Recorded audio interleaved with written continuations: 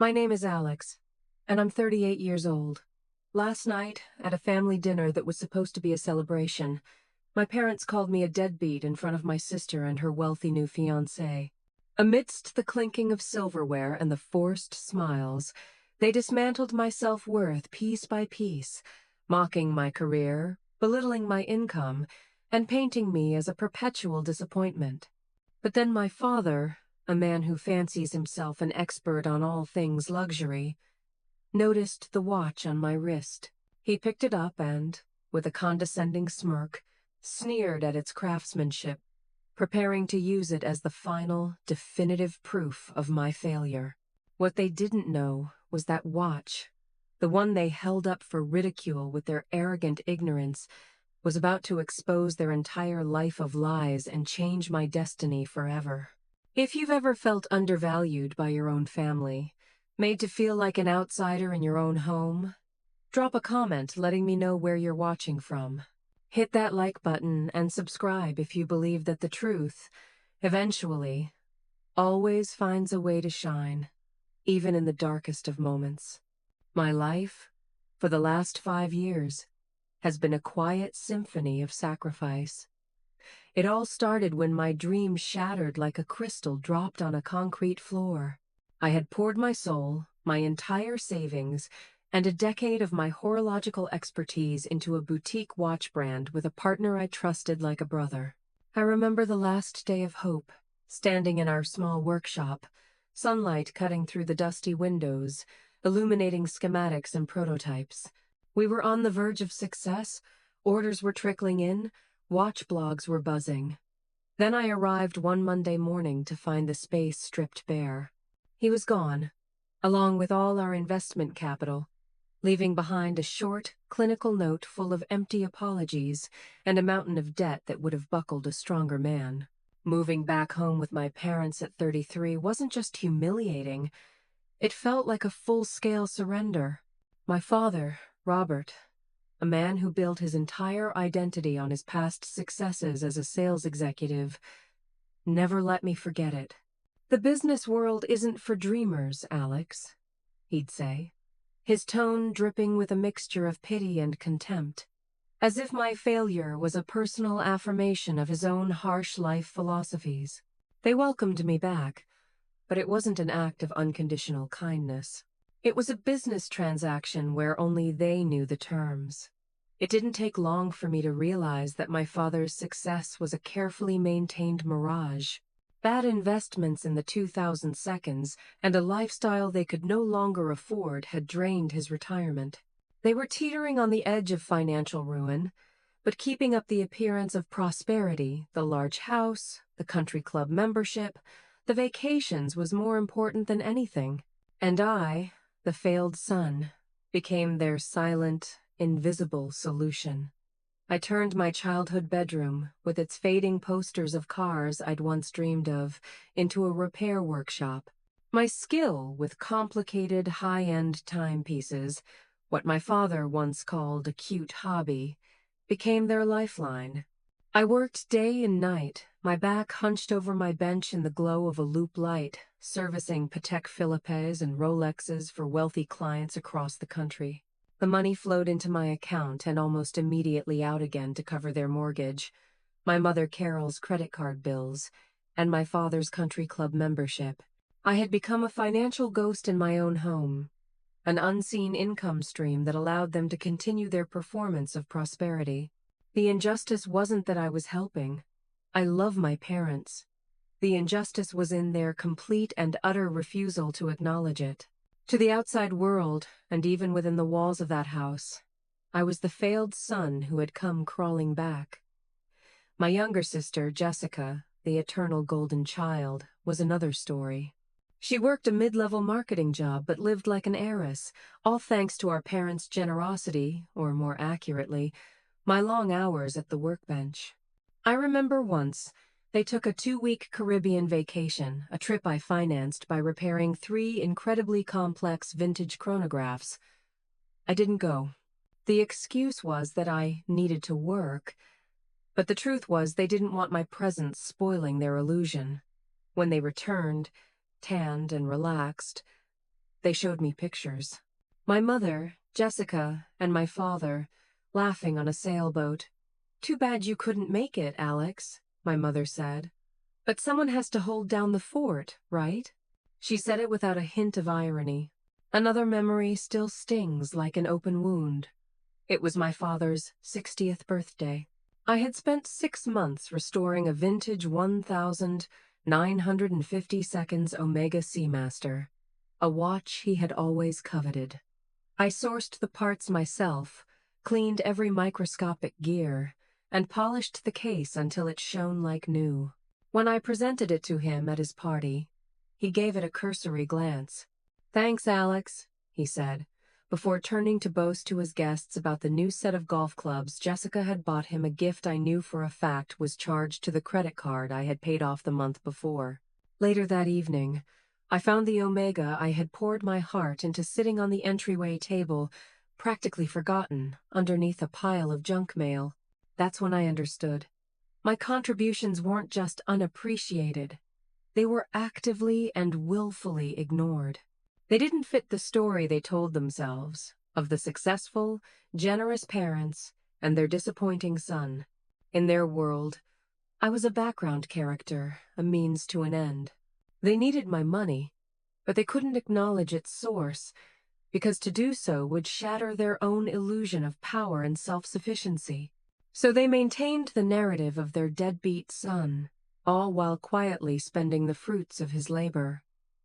I accepted this role, telling myself it was temporary, that one day I'd get back on my feet and leave. But 5 years is a long time to live as a ghost, and I had no idea my liberation was about to arrive in the most unexpected form, glittering right there on my wrist. The catalyst, as it so often did in my family, revolved around Jessica. She swept into the house one Tuesday evening, not walking but gliding on a cloud of self-satisfaction. She waved her left hand dramatically in front of my face as I sat reading in the living room. On her finger was a diamond so large it looked almost vulgar, catching the lamplight with an aggressive sparkle. "He proposed!" she squealed, and the house immediately erupted in a carefully orchestrated chaos of celebration.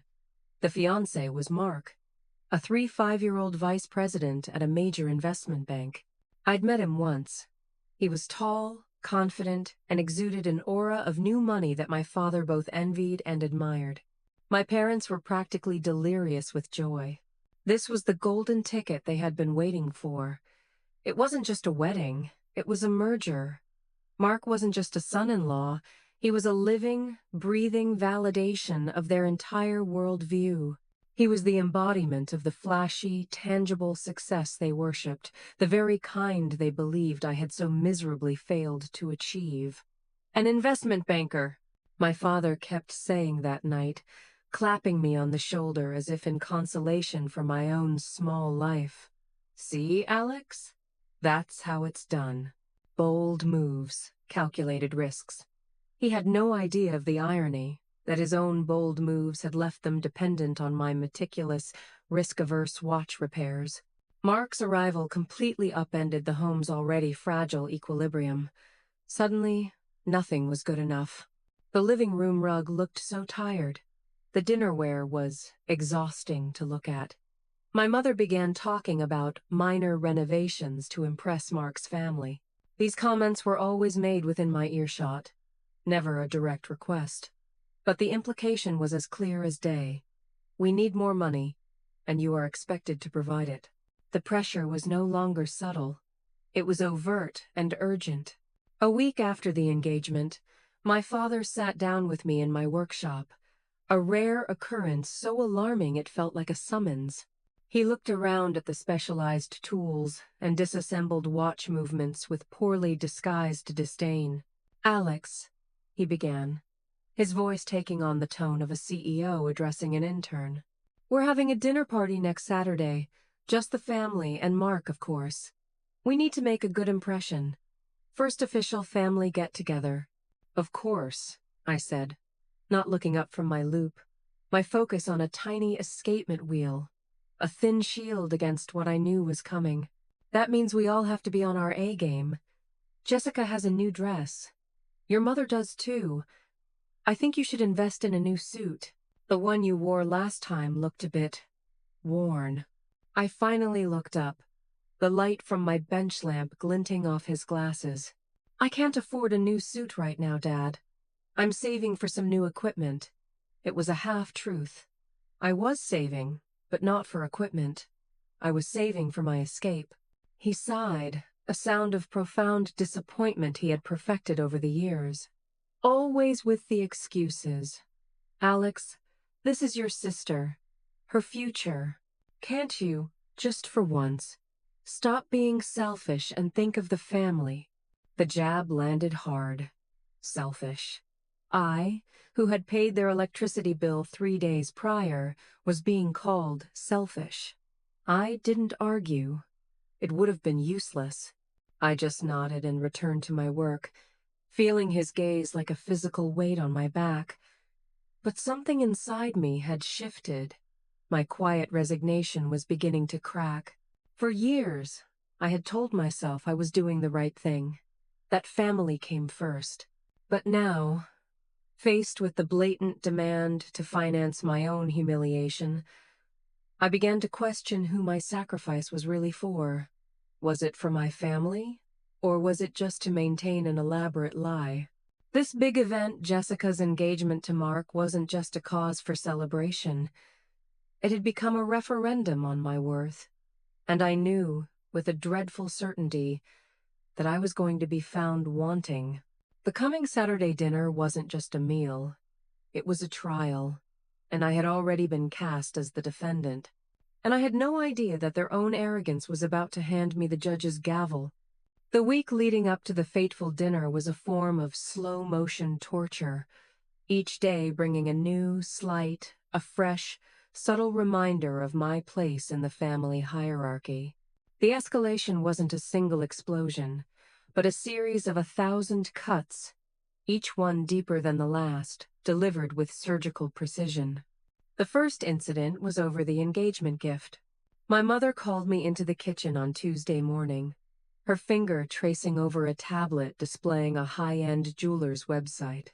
The light from the screen cast an almost predatory glow on her face. "Alex, darling," she began in that sickly sweet tone she reserved for unreasonable requests, "your father and I were thinking about a group gift for Jessica and Mark. What do you think of this crystal decanter set?" She pointed to a set that cost $1,200. "I think we should present something of real quality, something that says who we are." I looked at the price, then at her. I saw the hard expectation behind her smile. "Mom, I can't afford a third of that. I can get them something smaller on my own." Her smile froze, becoming a thin, hard line. "Don't be silly, Alex. We're a family. We need to present a united front. Mark comes from a very established family. We can't look cheap." She said, "we," but her eyes said, "you." "Just stretch a little, dear. For your sister." It was their mantra. For your sister. It was used to justify every demand, every sacrifice they expected of me. I ended up agreeing to contribute $500, an amount I knew I'd have to work 2 extra nights to cover, just to keep the peace. As I transferred the money to her account, I felt a sour taste in my mouth. It was the taste of resentment. The second cut came on Thursday. I was on my way out to meet a client when my father blocked my path in the front hall, standing like a sentry. He looked me up and down, his eyes landing on my old but perfectly respectable sports coat. "You're not seriously planning on wearing that to the dinner, are you?" he asked, making no attempt to hide his disgust. "Yes, it's fine." "It's not fine, Alex. It's dated.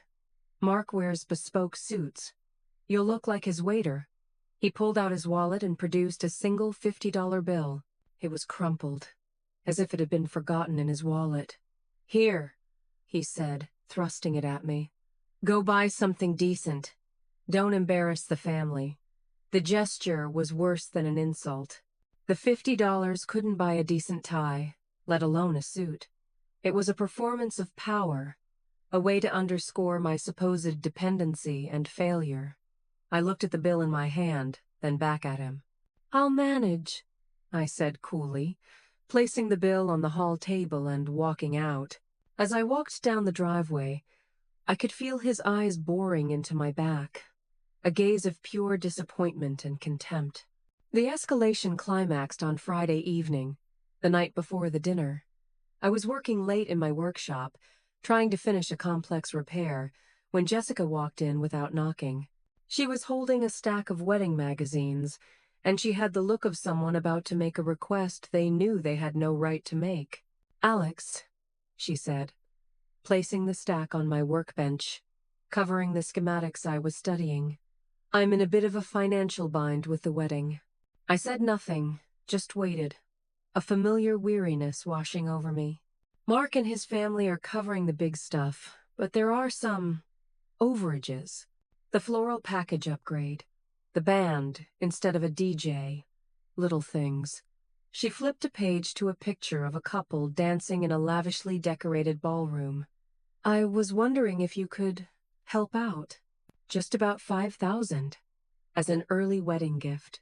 $5,000. She said it as casually as if she were asking to borrow a 20. I put my tools down and looked at her directly. "Jess, I don't have $5,000. She pouted, a gesture she'd used since childhood to get her way. "Come on, Alex. You always have money. You fix these expensive watches. You must make a killing." "The money I make pays the bills on this house," I said, my voice sharper than I intended. "The house we all live in." Her eyes narrowed, the faux sweetness vanishing, replaced by naked contempt. "Don't you take that tone with me. You're just jealous that I'm marrying someone successful while you're still stuck in here, playing with your little toys." She waved a dismissive hand at my workshop, at the craft that had been feeding her for years. "At least I'm making a real life, not hiding in some dusty room. Mom and Dad are right about you. You're selfish." She turned on her heel and stormed out, leaving me alone with her toxic words echoing in the small room. That was when I realized I couldn't win. My every attempt at reason, my every effort to explain was twisted into jealousy or selfishness. They had constructed a narrative about me, and no amount of truth could penetrate it. The final wake-up call came from an unexpected source. On Saturday morning, just hours before the dinner, I delivered a repaired timepiece to a longtime client, a retired lawyer named Mr. Peterson. He was a kind, soft-spoken man who had always appreciated the meticulous nature of my work. "Alex," he said, examining the watch under a light, "your craftsmanship is extraordinary. You have a rare gift. You know, I showed the last watch you repaired for me to a friend of mine. He's a major collector. He said you have the hands of a master." End of cruise. "Thank you, Mr. Peterson. That means a great deal." He looked at me over his glasses. "Then why are you doing this out of a bedroom? A man with your skills should have his own shop, his own brand. You should be your own master, not living in someone else's shadow." His words, the respect, the recognition were in such stark contrast to what I heard at home.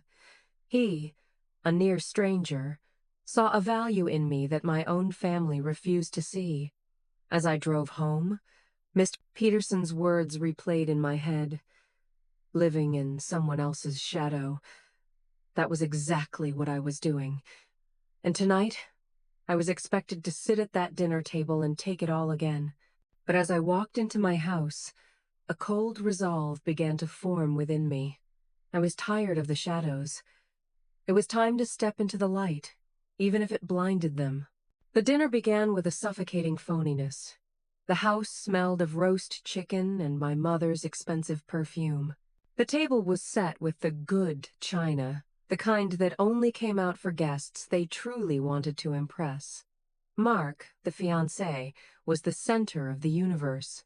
My father barely took his eyes off him, nodding gravely at everything Mark said about the stock market, laughing uproariously at his bland jokes.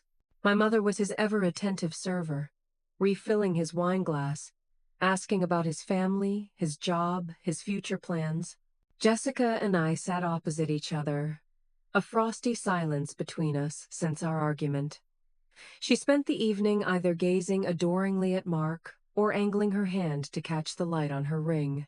I was a spectator at my own family's performance, feeling myself shrink with every passing minute. The humiliation started subtly, small needle pricks disguised as jokes and backhanded compliments. "You have to understand, Mark," my father said, gesturing grandly. "Our family has always believed in hard work and ambition. I built my career from nothing. Jessica gets that. She's a rising star at her firm." He shot a quick, pointed glance in my direction. "Some people have it, some people don't." Mark, to his credit, tried to be polite and include me. "So, Alex, Robert tells me you work with watches?" Before I could answer, my mother jumped in with a light laugh. "Oh, it's a hobby, really. Alex is just so good with tiny things. It keeps him busy." She said it with a smile, but the message was clear. My work wasn't a real career. It was something to occupy a child. The tension came to a head over dessert. Mark was talking about a big deal he'd just closed. "The commission wasn't bad either," he said with a wink. My father boomed with laughter, a sound that was too loud for the dining room. "That's my boy, always closing." That's what I've always tried to teach Alex. You have to get out there and take what you want. The world doesn't reward sitting still. He turned to me, and this time, all subtlety was gone. His disappointment was naked and ugly. "Honestly, Mark, we worry about him. 38 and still living at home. No real career, no savings to speak of. Your mother and I have had to help him out a lot." I felt the blood rush to my face. "Help me out?" I looked at my mother, who was nodding in agreement, her face a mask of feigned concern. I looked at Jessica, who was watching me with a smug little smile. They were performing a play, and I was the villain, the lazy, ungrateful freeloader. But the last straw, the final, unforgivable act, came from my father, and it was direct and brutal. He set his wineglass down, the crystal making a sharp sound against the wood. He looked me square across the table and said in a voice loud enough for everyone to hear, a voice polished to inflict maximum damage, "I don't know where I went wrong with you, Alex. I gave you every opportunity, but you chose the easy way out. You're comfortable letting others carry the weight. Sometimes I look at you and all I see is wasted potential. You're a grown man, but you're still living like a child. To be blunt, you're a deadbeat." Deadbeat. The word hung in the air, toxic and heavy. Silence fell over the table. Even Mark looked uncomfortable, shifting in his seat. My father hadn't just criticized me. He had stripped me of my dignity in front of an audience. He had taken all my sacrifices, all my hours of work, and twisted them into proof of my supposed failure. In that instant, something inside me didn't just crack, it shattered. 5 years of quiet resentment, subtle mockery, and financial manipulation, it all coalesced into a single, cold point of clarity. I looked at their faces. My father, smug in his cruelty. My mother, nodding along. Jessica, clearly reveling in my takedown. They didn't see me. They only saw the story they wanted to believe. And I realized that nothing I could say or do would ever change that. I couldn't reason my way out of a fantasy, so I didn't try. Instead, I took a deep breath. The awakening wasn't a roar, but a whisper in my soul. It was time to end the play, not with words, but with truth. And that truth was ticking quietly on my wrist, waiting for its cue to speak. My secret weapon wasn't a legal document or a hidden recording. It was something far more tangible, something I had willed into existence from nothing in the quiet solitude of the late-night hours. It was 42 millimeters of platinum, sapphire, and hand-polished steel, held together by 396 meticulously crafted components, many of which I designed and fabricated myself. It was the watch I was wearing. To my family, it was just another accessory, something for them to ridicule as a testament to my lack of taste. To me, it was the culmination of my life's work, and to one very specific man in the world, it was his next prized possession. 6 months ago, I had received an email from an anonymous address. It was short and to the point. I have been following your work for some time. I have a proposition. Call me. Below it was a phone number with a Swiss country code. I assumed it was a scam, but curiosity, a necessary trait for any watchmaker, got the better of me. I made the call. The voice on the other end was deep and authoritative, speaking English with a faint European accent. He introduced himself as a representative for an anonymous client, a world-renowned watch collector known only in the most elite circles as the curator. This client, the representative explained, had grown tired of the major brands. He was seeking out the next generation of independent artisans, the true visionaries. He had seen some of my early designs from my failed company on an obscure horology forum and was impressed by a particular mechanism I had developed, a decimal-minute repeater with a uniquely arranged perpetual calendar. He wanted to commission a one-of-a-kind piece. The terms were simple: complete creative freedom for me, no budgetary constraints, and absolute discretion. The man was Alistair Harrison, the reclusive tech billionaire whose watch collection was rumored to rival museums. His name carried an almost mythical weight in the collecting world. To have a watch commissioned by Harrison isn't just a financial transaction, it was a horological knighthood. It would elevate a watchmaker from obscurity to legend. We negotiated for weeks. Everything was handled through lawyers and secure escrow accounts. The final contract was staggering. My fee for designing and building this single watch would be $2 million. I received an initial deposit of $500,000 upon signing, wired to a new business account I had secretly opened. That $500,000 had been sitting there, untouched, my ticket out of my current life. The rest was to be paid upon delivery. I hadn't told my family. How could I? If they knew I had $500,000, it would be gone within months, a loan for one of my father's bad business ideas, a payment for Jessica's lavish wedding. They would see it as another resource to be mined, not my new beginning. So I kept my secret. Every night, after I finished the repair jobs that paid the bills, I would work on my masterpiece, the Harrison piece. That watch was everything they said I wasn't. It was complex, valuable, and an undeniable success. It was my validation, crafted in silence and secrecy. I had finished it 2 weeks before that dinner. I had worn it a few times, just to feel its weight, to test its function. I wore it that night, not to show off because I knew they wouldn't recognize it, but as a quiet reminder to myself. A reminder that the man they saw was not the man I was. It was a suit of armor made of platinum and sapphire. My counterplan wasn't some elaborate strategy hatched in a boardroom. It formed in the instant my father called me a deadbeat. The plan was simple. I would do nothing. I would let his own arrogance be his undoing. My father prided himself on being a connoisseur.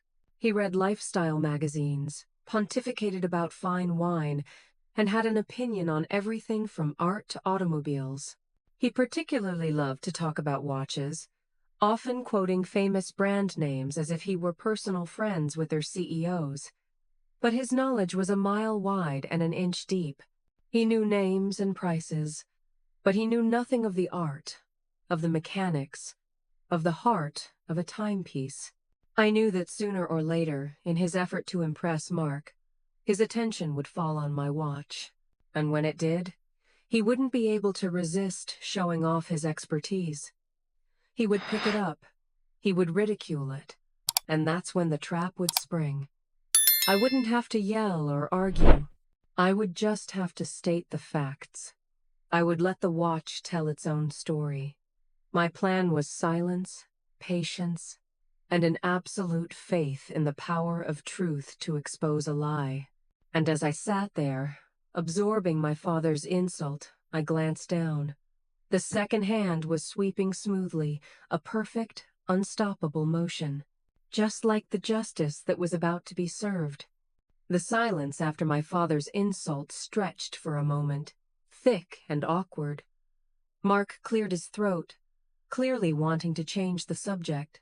But my father, basking in his moment of power, wasn't done. He wanted to drive his point home. And then, just as I'd predicted, his eyes fell to my wrist, like a vulture spotting a kill. "That's part of the problem right there," he said, gesturing at my watch with a dismissive wave. "You waste your money on junk like this. A cheap bauble trying to look expensive. It's a metaphor for you, Alex. All surface, no substance." This was it. The performance had begun. Mark, perhaps out of politeness or genuine curiosity, leaned forward. "May I see it?" "Oh, I don't think you'd want to, Mark," my mother chimed in with a little laugh. "It's just one of Alex's little projects." But my father saw an opportunity, a chance to pontificate for his wealthy son-in-law-to-be. No, let him see. It's important to learn the difference between the real thing and a knockoff." He motioned to me. "Give it here, Alex." With a calmness I did not feel, I unclasped the watch. The weight of the platinum was solid and familiar in my palm. I passed it across the table. My father picked it up, and his handling immediately betrayed his ignorance.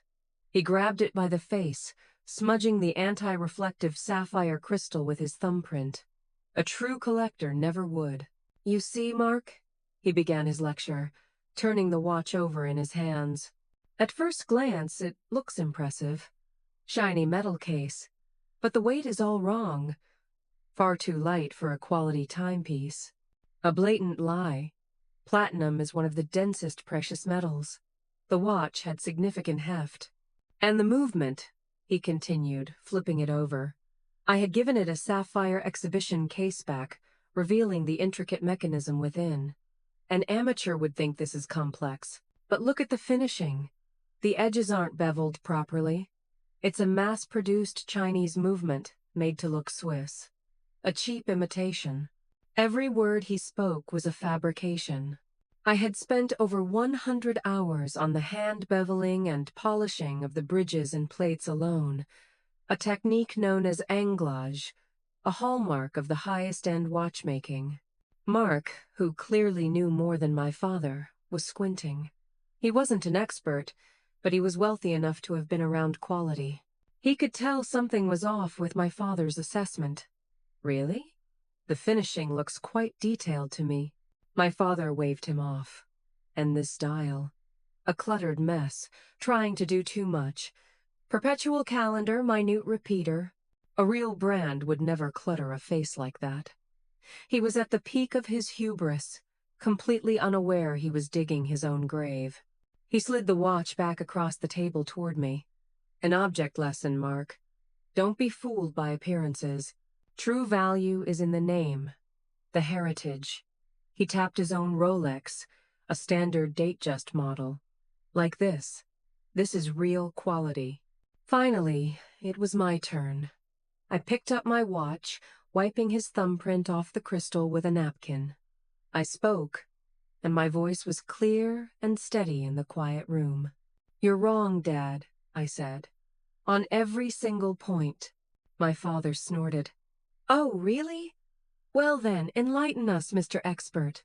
"I will," I said. "First, the case isn't shiny metal. It's 950 platinum. That's why it's heavy. Second, the movement isn't a Chinese knockoff. It's an in-house caliber I designed myself, with 396 components.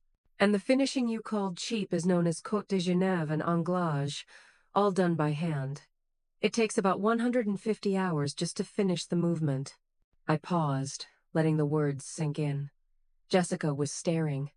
My mother looked confused. My father was starting to look a little nervous.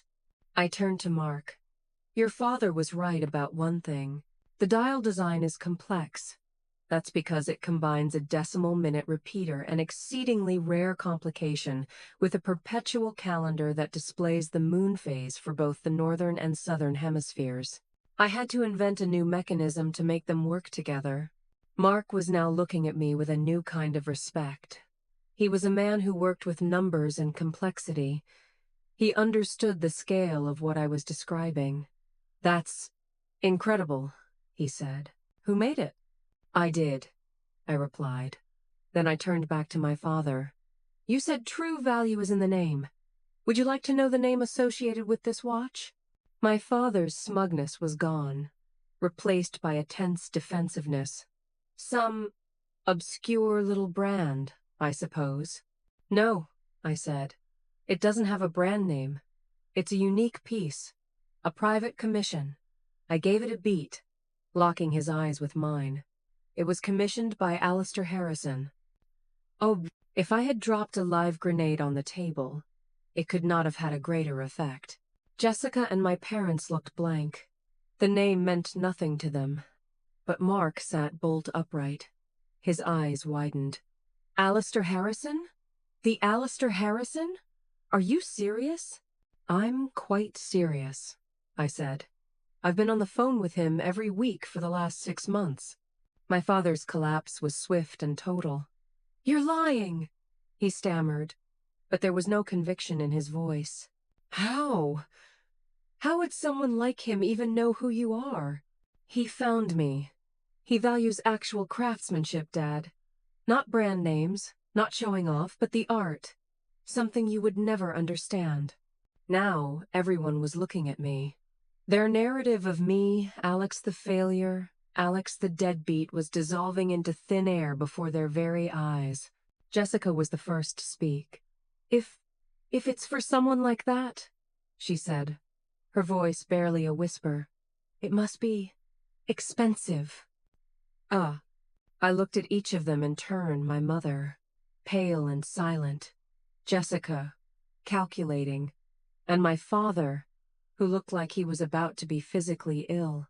Mr. Harrison paid $2 million for this watch, I said calmly. The initial deposit of $500,000 is currently sitting in my business bank account. Silence. A complete, stunned silence. Then, I stood up. I didn't feel angry anymore. Just a sad, hollow emptiness. You called me a deadbeat, Dad, I said to him. The truth is, you and Mom have been living off this deadbeat's money for the past 5 years. The mortgage, the cars, your country club, Mom's new dress, the crystal engagement gift you demanded. All of it came from me. I turned to Jessica. And your dream wedding? You came to a failure to ask him to bankroll it. I placed my napkin on the table. The dinner was lovely, Mom, but I'm done. I am done with all of this. I walked out of the dining room, leaving them sitting in the wreckage of their lies. As I passed through the hall, I heard Mark say, his voice low and sharp, Mr. Robert, I think you and I need to have a talk about honesty. The play was over, and I was finally free. I didn't go back to my childhood bedroom. I went straight to my workshop. In the focused glow of my bench lamp, the tiny space that had once felt like a prison now felt like a sanctuary. It was the only place in that house where truth was valued. I started packing. Not everything, just the essentials. My most precious tools, my works in progress, and the vintage Omega my father had cast aside. Every movement was deliberate and calm. The shock had passed, leaving behind a strange, crystalline clarity. My phone began to ring. First, my mother. I let it go to voicemail. Her message was a panicked, fragmented mess, broken whispers about a misunderstanding and we can fix this. Next, my father. There was no apology, Just poorly disguised rage. Alex, get back here right now. We need to talk about this rationally. You're overreacting. Overreacting. Even now, he couldn't face the truth. Finally, Jessica called. She was crying. Alex, Mark is furious. You're ruining everything. I turned off the phone. I spent the night working, not because I had to, but because I wanted to. I organized my tools, cleared my bench, and sketched out ideas for my next project. It felt like I was decluttering not just my physical space, but my mind. For the first time in 5 years, I felt unburdened by their expectations, their disappointments, their lies. It was a lightness so profound it was almost dizzying. I was no longer the secret provider or the failed son. I was just Alex, a watchmaker, and that was more than enough. The next morning, I called a professional moving company that specialized in delicate equipment. Then I called a real estate agent and asked about leasing a live workspace in the city's historic district. By a stroke of luck, a place had just become available. I made an appointment to see it that afternoon. When I emerged from the workshop in the morning, the house was eerily quiet. My parents were sitting in the kitchen, looking old and defeated. My father's pompous veneer had cracked, replaced by a sullen exhaustion. "Where are you going?" my mother asked, her voice small. "I'm finding my own place," I said. "The movers are coming for my equipment tomorrow." "You can't just leave," my father said, a note of desperation in his voice. "What about the bills, the mortgage?" "That's a good question," I said. "Perhaps it's time you took an honest look at your finances." I didn't stay to argue.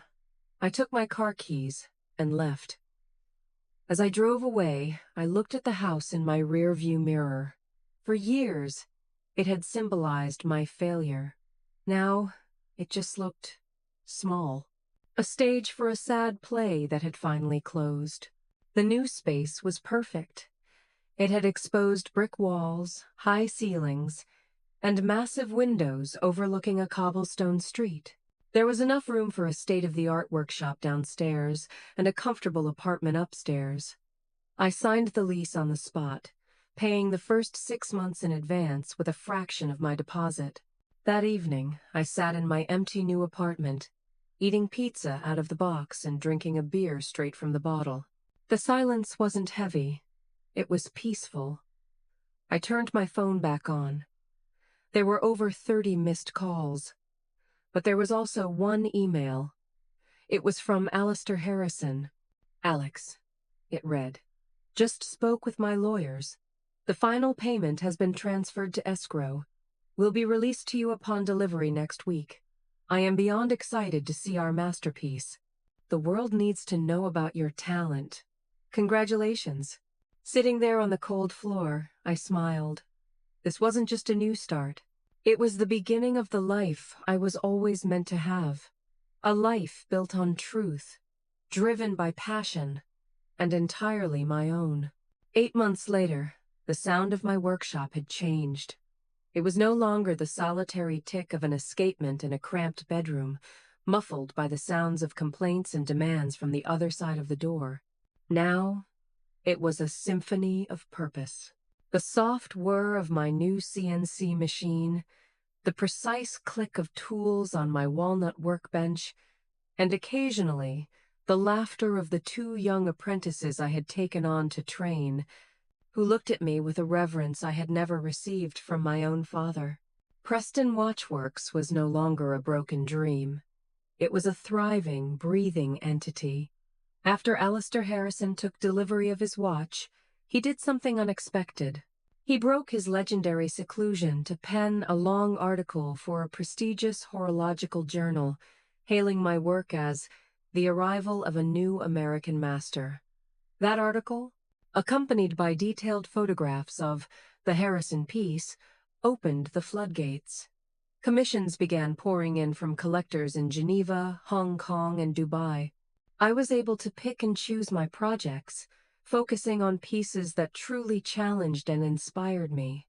I was no longer repairing watches. I was creating them.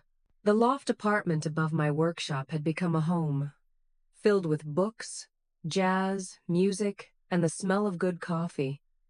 For the first time in my adult life, I was at peace. The fate of my family, I heard in infrequent snippets from a cousin, was a case study in what happens when an illusion shatters. Justice didn't come from a judge or a courtroom. It came from the simple reality of arithmetic. With their secret income stream suddenly cut off, their house of cards collapsed. They couldn't make the mortgage payments.